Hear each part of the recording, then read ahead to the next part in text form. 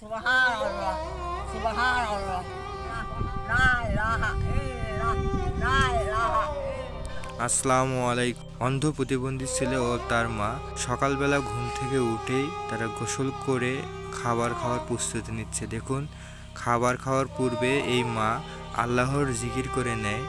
মা ও ছেলের যে ভালোবাসা এই অন্ধ প্রতিবন্ধী ছেলে ও তার মাকে দেখলে বোঝা যায়। আসলে ওনারা দুজনেই প্রতিবন্ধী। ছেলেটি অন্ধ, তার পাশাপাশি শারীরিক দুর্বলতার কারণে একা চলাচল করতে পারে না অন্যের সাহায্য ছাড়া। আর মা, তিনি মানসিকভাবে অসুস্থ এবং পাশাপাশি নিজেও দুর্বল। এনাদের ঠিকানা যদি আমি বলি, এইটা গাইবান্ধা জেলার পলাশবাড়ি থানার 1 নং কিশোরগাড়ি ইউনিয়নের কাশিয়াবাড়ি গ্রাম। এখানে এসে যে কাউকে জিজ্ঞাসা করলেই তারা এনাদের ঠিকানা দিয়ে দেবে।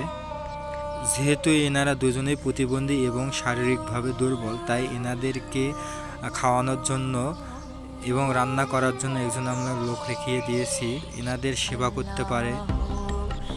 এবং আপনাদের সহযোগিতার মাধ্যমে এনাদের প্রতিনিয়তই আমরা দেখাশোনা করে থাকি।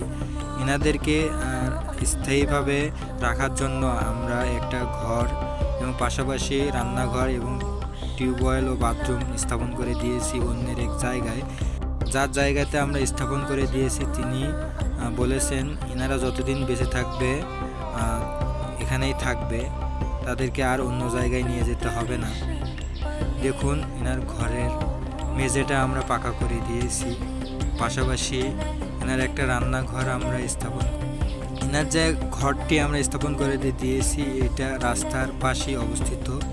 আমরা এমন জায়গায় স্থাপন করে দিয়েছি যেন আমরা নিজেরা গিয়ে তাদেরকে দেখাশোনা করতে পারি।